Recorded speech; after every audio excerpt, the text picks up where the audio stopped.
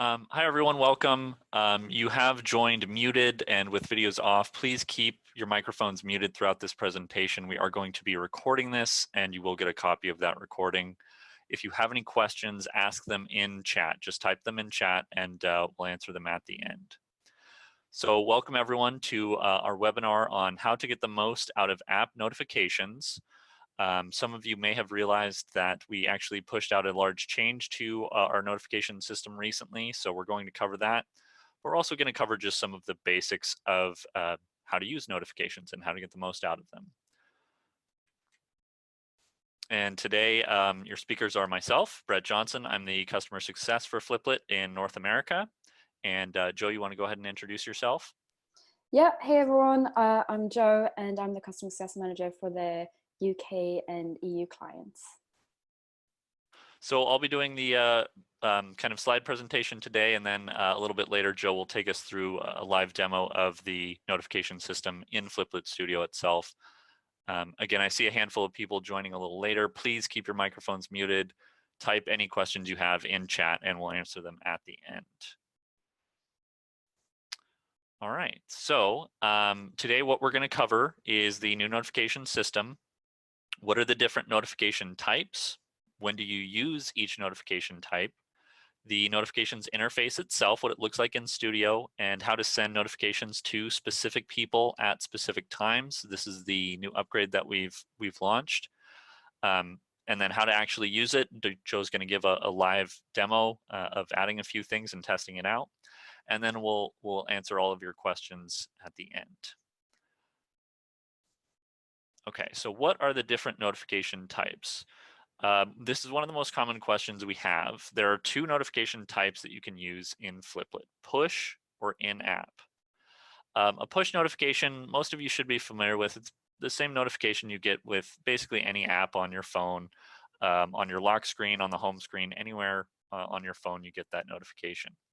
So it is visible outside of the app. An in-app notification, by contrast, is only visible if someone is in the app looking at it. They can't get that alert on their lock screen or on if they have a different app open. Is the notification permanent? So a push notification, as you're aware, as soon as you tap on it or swipe it away, it's gone forever. There's no record of it. But the in-app notifications do stay in Fliplet. You can look through a full history of any past in-app notifications unless the admin, the person that pushes it out, decides to delete it. Is user permission required? So for a push notification, you do have to configure settings. You've seen this with other apps, again, that as soon as you launch the app, it usually says, do you want to allow push notifications? That's something you have to set up. That's a requirement from Apple and Google. The in-app notifications, as long as you put it on a screen in your app, it's there. Everyone sees it. There's no permissions required. Is there a further setup with Apple and Google? So for push notifications, yes, you have to configure a certain number of things with Apple and Google. We're not going to go through that all today. We do have some videos and help articles about that online. That is a little bit more of an involved process, but the good news is you only have to set it up one time and then copy it across your other apps. And the in-app doesn't really require any setup. You just kind of drag and drop it onto the component onto a screen in your app, and it's good to go.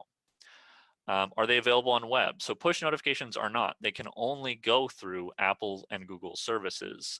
We don't currently have any way to support notifications on web apps. In-app, again, you have to be in the app, you have to be on the screen, but it works across any platform. Can they redirect to a specific screen? So both in-app and push can be used to when you set them up, you choose which screen they go to. So when someone taps on it, it takes them to a screen. A little bit more of an advanced feature, but you can also use query parameters to direct them to specific parts of a screen. So if you have a list of items, you could actually open one of those items. Really useful for if there's a new news article or things like that. And then opens the app when tapped. So if you're not in the app, a push notification will actually open the app. And again, if you've directed it to a specific screen, it will open that screen. In-app, you already have to be in the app, so it's not going to open the app. Okay. When do you use each notification type? So when do you use push? When do you use in-app? and potentially when to use both. So we kind of have a Venn diagram here. Now it's hard to say without some specific use cases. I've put in some things regarding events. That's typically a very common thing, but push notifications, any kind of a regular update. If you have like a weekly news update, that's usually good as a push because people aren't necessarily going to be looking for that in the app. They'll kind of be expecting it. Again, you've probably seen this with other apps on your phone that every week at Monday at 9 a.m. you get that update alert. And anything critical, anything you want to be sure that they see, because again, they may not be in the app. Now you also need to keep in mind that people may not have allowed notifications, so you can't necessarily rely on that. For both push and in-app notifications, again, anytime you send a notification, you can choose whether it's push, in-app, or both. It's good to do any important app updates. So if you've made significant changes to your app, I would put that as both, because that way they see it when they're not in the app, and they also have that kind of history, that record of it in the in-app notification list.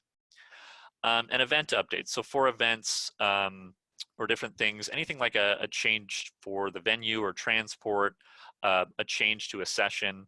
And now with our new system, you can obviously target only relevant people, people that may be going to that specific session.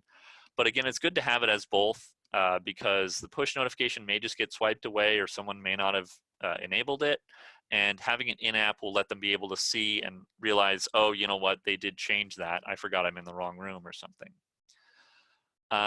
And then in-app only, things that, you don't always want to bother people with a lot of push notifications. I know I've uninstalled apps that send me too many notifications before. You want to just do anything with like a minor content change. It's not something that someone has to see, but if they want to take a look at the notifications, they can see it. Or any other minor changes, like for an event, having a new speaker. That may not impact someone drastically, so they can see that change, but it's not going to be something that they need to see. So just trying to keep that in mind. Like I said, you can always do both. You can play around with different notification types for each system. So the actual notifications interface. Now, those of you that are familiar with Fliplet Studio, this is somewhat familiar, but it will be quite different as well. So we have the notifications list. This lets you see all notifications, past, present, and future. Sent notifications and the confirmation on the number of users. So you can see here I have a couple of notifications that were sent yesterday. The number of users that it's sent to, I was just doing tests, so it wasn't sent to anyone. Future notifications, so this is scheduled for next week, and we can see that here. And then draft notifications. This is not set up to go out at any time. It's just something I've drafted. I need to actually finish it before it actually goes out to anyone. And we also have some internal notes here. This is just for you to keep a reminder for yourself or anyone else that may be using Studio to understand why this notification was used. The users aren't going to see this. It's only for people in Fliplet Studio.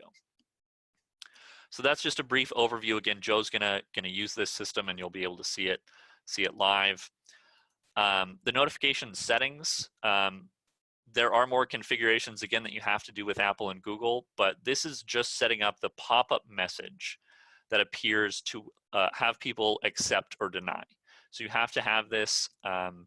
Typically, we have this option that says show notification pop-up automatically. This is useful if you add it to an existing app, so you didn't have notifications before. You don't know what screen people are going to land on. You want to make sure everyone has that. Or just generally to get everyone to accept it. It's going to be the first thing they see in the app usually if you check that box.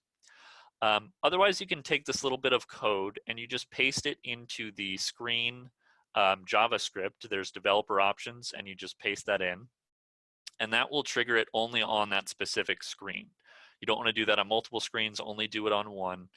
But basically, that's sometimes for only for specific users. So maybe after users have logged in, you can then prompt them to accept notifications. You can also potentially, if you're only going to do it for a specific screen, when they visit that screen, like a news screen, that notification can obviously be related to that. You can change the pop-up title and the message to reflect that. The generic message is fine for most people, but you're always able to change that. The notification message itself. So after you've set everything up, you can make a new notification. Again, Joe will walk you through this, but I just wanted to go over some recommendations we have. So you want to keep the title very short. You want to kind of grab people's attention. There is a hard 50-character limit on it, so you cannot type in more than 50 characters. And then you can have the actual message be a slightly longer description. We still recommend keeping it fairly short. We usually only say about 15 words. And again, there is a hard character limit of 250. Again, keep in mind, try to keep it short. You don't want to replace content. If you're trying to draw their attention to something, you can always just direct them to that screen. So you don't need to write a whole news article in here. Obviously, you can't really with 250 characters. Try to keep it short. They're just going to look at it very briefly and then, you know, tap on it or swipe it away. So you want to be sure to grab their attention with it. After you set up the message, again, you can link it to a specific screen, and then you can have what we call segmenting. So you can select specific users that are going to get this notification. Now, again, Joe's going to walk through this, but we have kind of all users, signed in users, or test devices. And then you can select values from a specific data source. So this can be things like people in a specific department, or a specific practice, or things like that. You're only targeting them. Notifications to people attending specific events or specific sessions within an event. And you can also potentially create kind of a subscription form where you can let people you know, check off which notification types they want to have, and then save that to a data source and say, if you know, this is a news notification type. If they've subscribed to news, then I only send this out to people that have subscribed to that. And again, you can use this notes field at the bottom just to help you remember who's this going to. Anytime you add this filter, you'll also see an estimated number of users that are going to receive it. So you can make sure, oh, that I've added too many things, no one's going to get this. It says 0, or, oh gosh, you know, 2,000 people are going to get this. We don't want to send this to everyone. Lastly, we have notification scheduling. So this allows you to set up notifications ahead of time and send them at a very specific time. This is obviously very useful for events. You're just going to select the date and the time. You're also going to be sure to select the time zone. Now, this is really based on your time zone for the message as a whole. It's not going to change for each user. So if I say 12 Eastern time, that's going to send it at 9 a.m. Pacific time. It's not going to send it at 12 Pacific time, just because that's the user's time zone. So it's going to go out at this time for everyone. So keep that in mind if you're global, or at least across you know, multiple time zones. This is going to, you know, reflect on that. And then again, you can select in-app or push, and then you'll review and send it. At any time in any of these steps, by the way, you can also just save it as a draft so you can pick it up later. But the last step is to just kind of review. You're going to see the notification, the title, and the message, how many users it's going to, and when it's going to be sent. And at this point, you can just send it, and you'll kind of get another preview. Joe will show that, or you can back out and save it as a draft, or just cancel it completely. Just as a reminder, push notifications can't be undone. Once they're sent, they're sent. In-app notifications can be deleted, but always good to kind of keep that in mind. So now we will go ahead and switch over to Joe, who will do the live demo. Great, thanks for that, Brett. So let me just share my screen so we can do the live demo. And here we go. So Brett is just kind of talk you guys through what the changes have been and what you can now do. So what we're now going to do is actually go through a couple of test scenarios of different notifications that you can send using this new kind of interface and the new features. One of the kind of main things that you'd want to do when you've gotten your notification set up, and something that we always recommend you do as a first step with notifications, is probably just send yourself a test notification. Now, this is one of the new features that we've added that we didn't really have before, is that you can now send yourself a test notification, both as a push notification and as an in-app notification. You were previously able to do this as a push, but not as an in-app notification. So let's go ahead and set one up. You can see in my app here, I already have a couple of notifications that I've sent already. We can go through and kind of look at the different options in a little bit when we send a couple of new ones. For now, what we want to do is click the create new button. What we want to do first of all is just enter a title. So I'm just going to write this is a test. Remember, this is just a test notification that I'm going to send to myself, just to make sure that everything's working. So my message can also just be something like this is a test. As you can see, it counts down the characters. So you will always see how many characters you have left when you're kind of typing in your message. It's just kind of to help you out so you don't have to remember the actual character limit. The studio will kind of take care of that for you automatically. Now we can select to optionally add in a link. If you're sending yourself a test notification, I would recommend just including a link just so you can test it and make sure it's working. The options are you can link to a specific screen within your app. Now, if I click this button, what happens is I see this kind of new fields, and I can click this link to see a list of all of my available screens within my app. I can also select an animation. Alternatively, I can also link to a specific web page. So for example, I can link to the Flipit web page.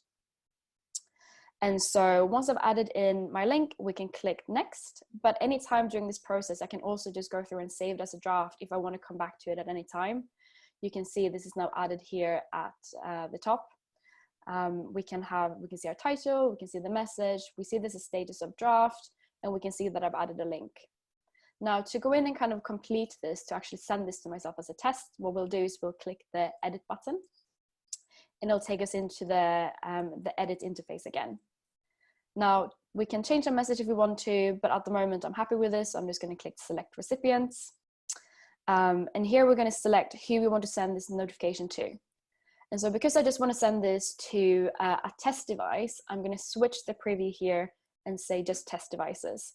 Now you'll see here we've got something that says estimated users. At the moment it says me 0. If we switch back to all users, you can see it's 139. So if I were to send this notification to everyone, it would go out automatically to all of these 139 people. But if we switch here, this update, so you can always see kind of an estimate of the number of users that will actually get your message. For actually sending yourself a test notification, or maybe you'd want to send it to yourself and a couple of colleagues just to make sure it's working. If you're sending a push notification, I would definitely recommend sending it to both somebody with an iOS device and with an Android device if you've got the app live on both, just to make sure that the kind of configurations and the setup has all been done right. The way that this works is you need to find your device ID and paste it into this box here.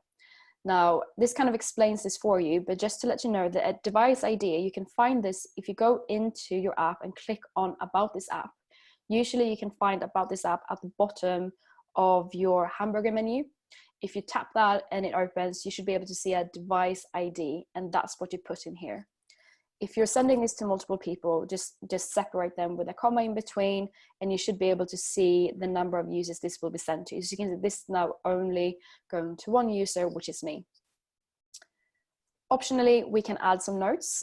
These notes are only internal notes. So this is just kind of, if I want to let everyone else know that this was just sent, Joe testing, then everybody else will kind of know this as well. So it's just kind of a best practice to leave a couple of notes. If you're a few people working on the same app, then it's just really useful to know kind of what notification was sent and when. If we're happy with this, we can prepare for send and move to the next section. What we can do here is select when we want this to be sent.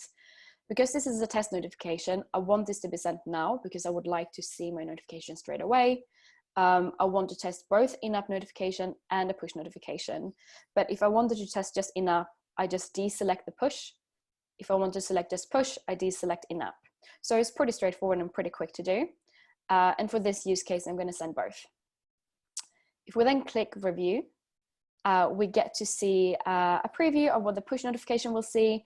At this point, you don't really see a preview of what the in-app notification will look like. But you can see the message up here just to confirm that it's correct and that's the way you want it to be. Obviously, what you would do as soon as it's sent is probably just open up your app and check that it looks okay in your actual inbox. If it's something we're not happy with, you can always click back at any point. You can click back and you can change everything. And then when we're happy, we move forward again. You can see my settings are saved. So it's pretty easy to go back and forth if it's something that you want to change at this stage. And when you're happy, you click send. What then happens is the notifications overlay will show you a little success message just so you know that it's been sent. I can click OK. And then this now will come here. So you see I've got my drafts at the top, and I now have this one as a send notification. So this is changed. I can see my notes. I can see this was sent to one user.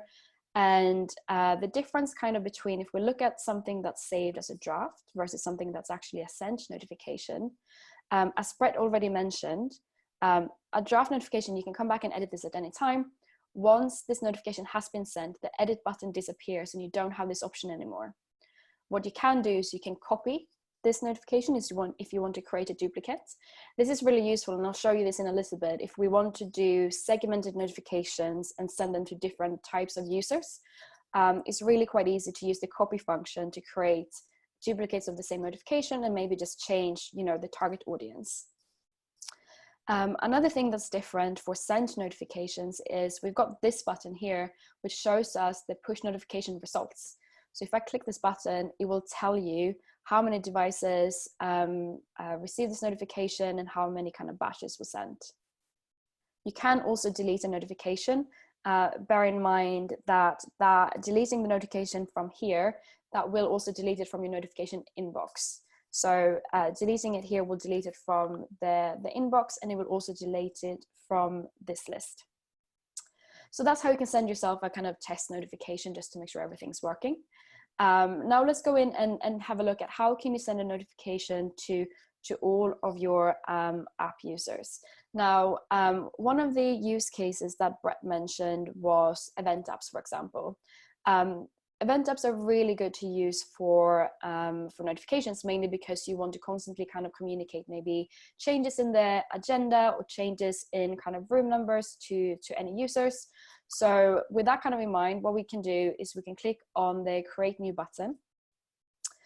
We can enter a title. So let's say we are at an event. Let's say we have one of our main sessions changing kind of room location. So we can say, session 1, new location. Please make your way to room 2. And then if you wanted to, you could alternatively leave to something like a floor plan screen if you had it. Now, if you do select to link to a screen, I'm just going to select one as a way to show you. If we do this, we can also preview the screen. So if you select up your linking, we can click preview target screen. This opens up an overlay where you can see what the screen will look like. If you're happy with the setup here, we can click on to select recipient. In this use case, because it's during an event, we probably want this to go to all app users. Some event apps doesn't have a login or any kind of security, especially if apps are released kind of internally on your MDM. I know you quite often don't have any security on there, so you can just select the all users.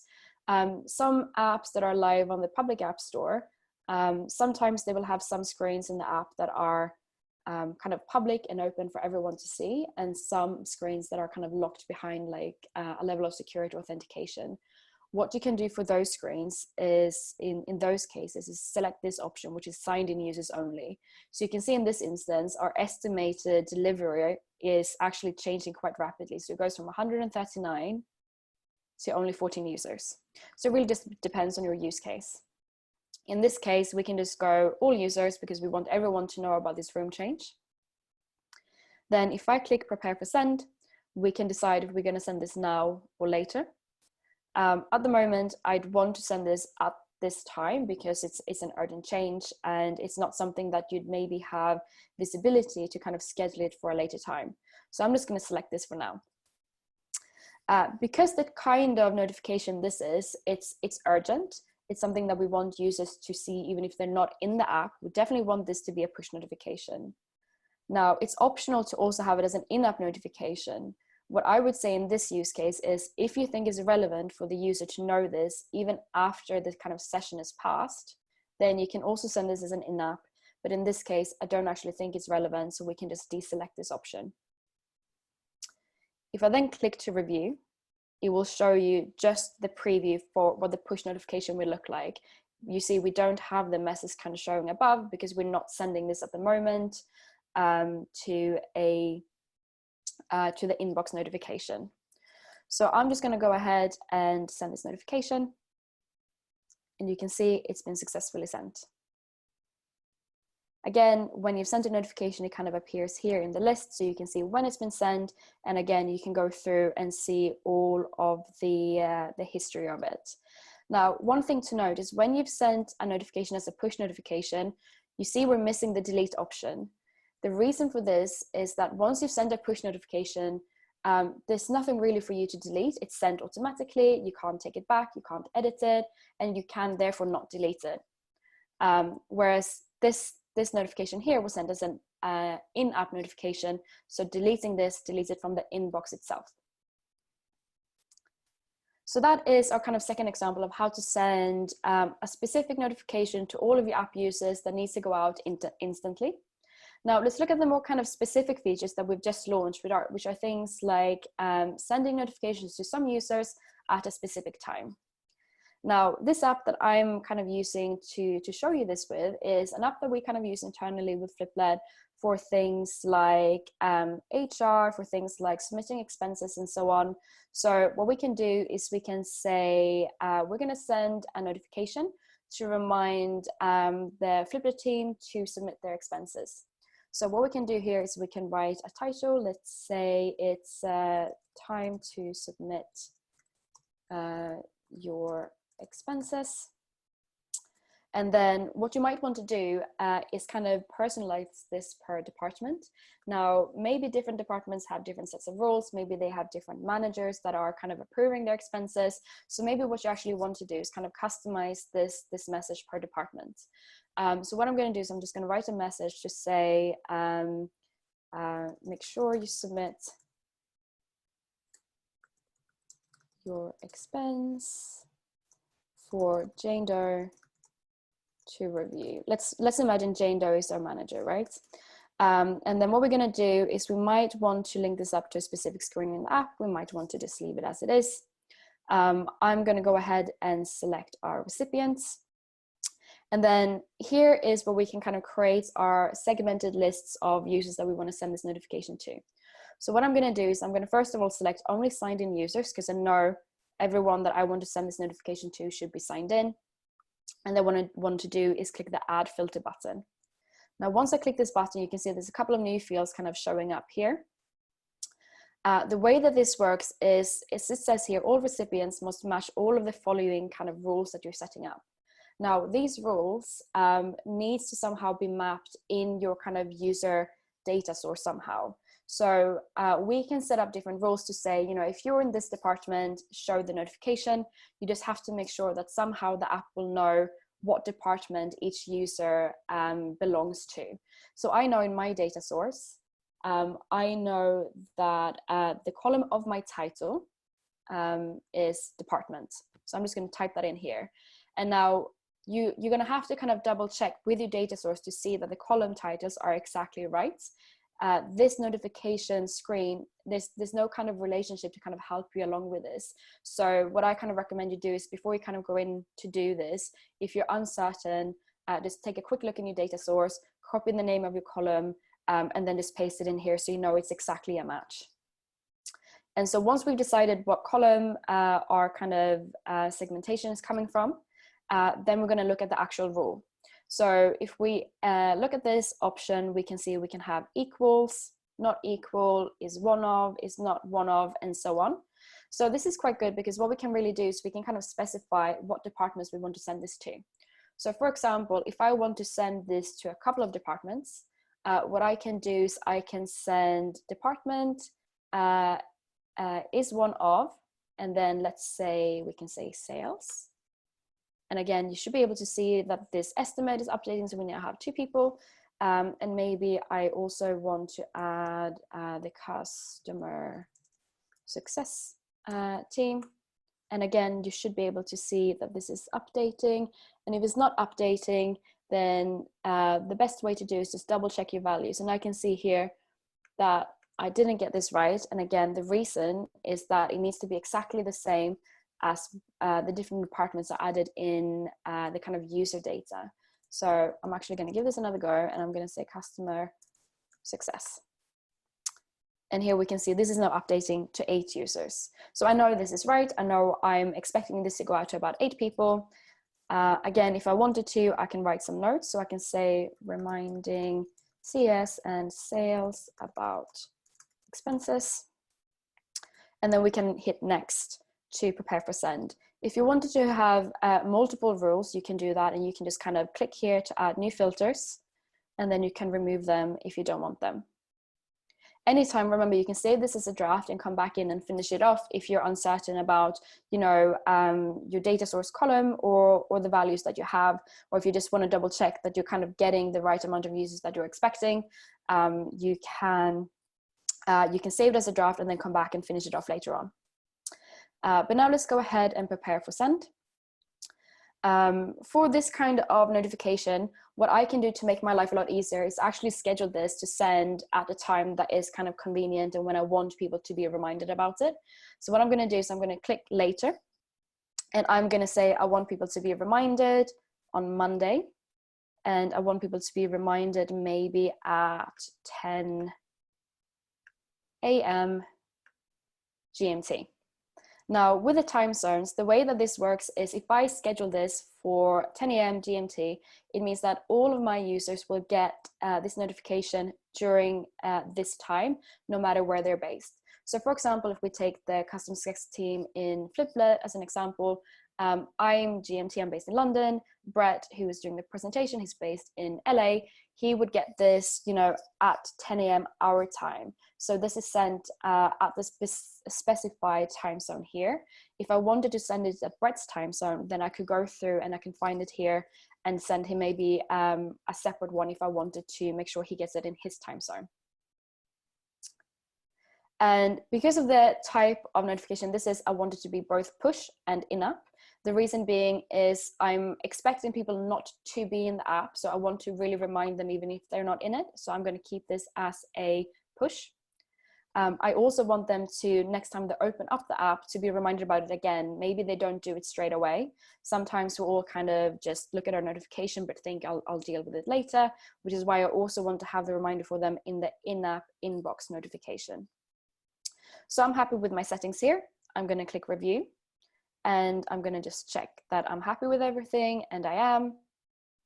We can see here that it's sending to 8 signed-in users, matching all of the following. Department is either sales or customer success.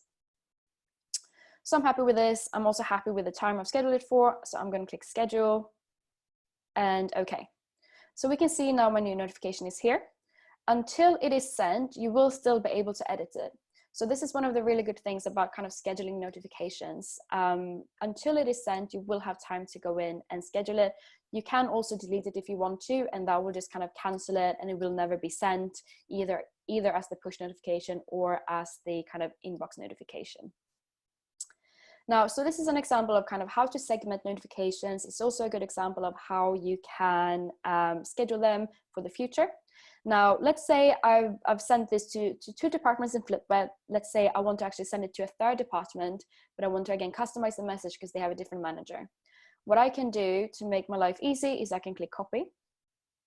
This then opens up the overlay with exactly the same details as I've had before, and I can just change whatever details I want to change. So I'm happy with the message. I'm just going to change this to Mark Smith, which is our 2nd manager, let's say. I'm going to keep all of the same settings. I'm just going to click through and change the recipients. And now maybe what I want to do is click, instead of is one of, because I don't actually want multiple departments. I just want 1 department. So what I'm going to do is I'm going to change my rule to department equals, and then I'm going to say product. And again, you can see that this is updating. It's going from 14 users down to 2. So I know this is about right. I'm also then just going to change my notes to make sure that this is correct. So I'm going to say product. about expenses. Then I'm going to click prepare for send. And again, I want them to get it at the same time so that the teams all get reminded at the same time, but just getting their own kind of slightly personalized messages. Again, I still want it to be push and I want it to be an in-app notification. And then what I'm going to do is I'm going to click review. Again, just want to make sure that the message is changed as I want it to change. I'm happy with this and I'm going to click save. And it's been saved. So there we are. Now we've set up a couple of notifications that are going to be scheduled in the future. We have our draft that we kind of created before, and we have one notification that we have scheduled from before. Now, one thing that I haven't showed you yet is just kind of the notes. So remember, we were adding the notes just to make sure that we kind of know why we sent the notification and maybe when it's going to be sent. We can, if we want to, edit it from here anytime. We can also kind of remove them if we want to. We can also add notes to any of our other notification at any time. So we can say this is a test and we can save it. And it's a really good way to just kind of collaborating and making sure everybody's kind of aware of why and when and how you kind of send the notifications. And I think that's it for the live demo today. I think I'm now going to hand over to Brett to kind of do the last slide of the presentation, and then we'll go back, I think, to a Q&A session if there's any questions. Yeah, Joe, actually, for some of the questions, it may be good for you to keep sharing your screen. I think we do have a couple questions. Perfect. Yeah, let me reshare, and then we can go through them. And for anyone, by the way, please stay muted. But if you do have a question, again, just type it into the chat, and we're happy to answer it. So the first question that came in a little earlier, but I think you answered it. Can I leave notes for any notification? And yeah, I think Joe showed that you can always go in and add internal notes to any notification. Yeah, and I think as a best practice, especially if you're collaborating with other people on the app, then it's a good thing to do. Even if it's just a little thing to kind of make a note of who sent it, it could be quite useful just to kind of have that kind of tracking and that data there. And the other question was if there's any filtering options or how the notifications are sorted on this notification list screen that you're on. So they just sorted by kind of date order. And then what you can also see here, we've got all of the kind of draft ones at the top because they haven't been sent. They don't really have a date yet, so they're kind of just living at the top. What's very much kind of the expectation of a draft notification is that something that's still being worked on and is in progress, which is why they're at the top. Then the way it works is they're just kind of in date order. So they go, you know, the first one that we kind of sent, so these are scheduled, and then we've got the ones that we've sent today. The way it works, if we scroll all the way down, you can see we've got pagination here, so we can just kind of move across and see all of these ones, old ones. You can also see more of them at once if you want to. If you kind of want to see 100, you can do that. You can scroll down and see as many as you want, basically. Okay, and then another question, where can we see deleted notifications? Simple answer is you can't. Yeah, exactly. No, once you've deleted them, then they will be deleted also from this interface. So it will be deleted. It's basically like a hard delete. You won't be able to kind of come back and see them again, which is kind of what you kind of expect with notifications. I think the expectation with notifications is very much that they are instant, which is also kind of why once you've sent them, you can't actually edit them. I think if we all kind of think about the experience we've all had with notifications previously, let's say you're in an app like LinkedIn, or, you know, another kind of popular app that everybody kind of knows about is, you know, things like Facebook, whatnot. Imagine if you have your list of notifications in there and it kind of changes from day to day. You know, you change like the wording, even if you have a spelling mistake, if you notice it today and it changes tomorrow, that's going to be quite confusing for users. So like, I think it's just best practice to just realize, you know, users wouldn't want to kind of see them ever changing. You also obviously couldn't ever change a push notification because once it's been sent, it's sent and you can't kind of take it back. All right. And then just people seem a little confused about the time zones. To clarify on that, let's go back to Joe's example. She sent out a reminder about expenses at 10 a.m. GMT. I am in Pacific time. That is GMT -7. Currently, it changes a little bit with daylight savings soon. That means I get that notification at 3 a.m. So right when it's 10 a.m. GMT, it's 3 a.m. on the West Coast here. I get that notification at 3 a.m. So it is good to keep in mind everyone that's being affected, and potentially to overcome that, you have another filter that says location equals London. So only the people in London get this at 10 a.m. And then you make another notification, just for me, and it goes at 10 a.m. Pacific time. Exactly. So what you could do, and if you had really large teams, I can definitely see this being something really useful, is if we go back to where we kind of do our segmentation, you could do, for example, let's say I wanted to have, a rule that says send this to everyone that is in the customer success department. But if I had a filter that also specified where they're based, I could say, for example, let's imagine I've got a column that's called location. And then I could say location equals, and then I could say, maybe it's just LA or whatever I've kind of mapped it at. At the moment, we don't keep that data, but let's say I did, then this would only then go to Brett in LA in the customer success team, right? And so if I do this, then I could move to the next section and I could select his specific time zone.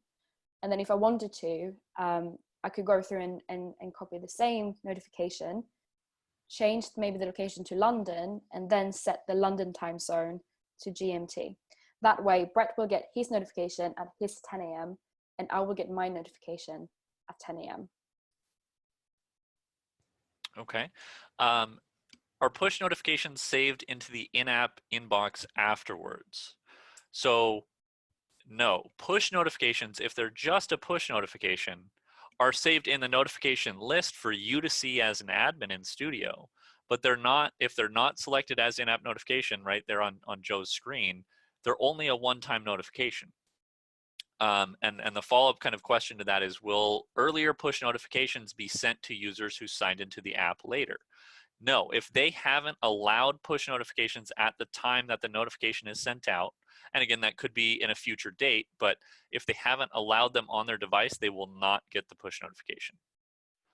And that's why we show estimated number of users, because we can see who's installed the app and those push notification numbers, but we don't necessarily know who's allowed or denied the notification itself. Well, we can see the number of users that have allowed notifications. However, what we can't see is if somebody has actually deinstalled the app. So when we're kind of looking at, and if I go back a step here, if we're looking at the estimated users, if I'm looking at, I'm going to remove these rules for a second so we can see the total. So the total number of users that has once said yes to receiving push notifications for this specific app is 139 users. Okay, for us, that's a quite large number. We're not that big a company. But what's probably happened is a lot of times you've kind of deinstalled an app and reinstalled it again. So you've actually accepted it several times. Now, our system has no way of knowing if you've deleted an app from your device, which means you can no longer get that notification. We only know the total number of people that has said yes to it. So that's why if I go actually to signed in users, I know for me, this is a lot more kind of realistic. And that's also when I actually kind of filter down, that's when I know that I'm actually targeting the kind of right number of people. All right. I think that's all the questions we had. So I will share my screen again. So again, just to finish out, everyone, thank you for attending. A copy of this webinar will be sent to you. We'll also make parts of this video available on our Help Center, so you can always go back and kind of revisit if you forget down the line, oh, how do I do that? We'll have these examples as videos on our Help Center. If you have any additional questions, you can email support@fliplit.com, or if you're in live chat, you're trying to do this, or you're in Studio, excuse me, and you're trying to do this, you can use the blue help button in the bottom right to jump on live chat, and most of the time it's going to be Joe or I answering your questions. So thank you all very much for attending, and that will be it for today.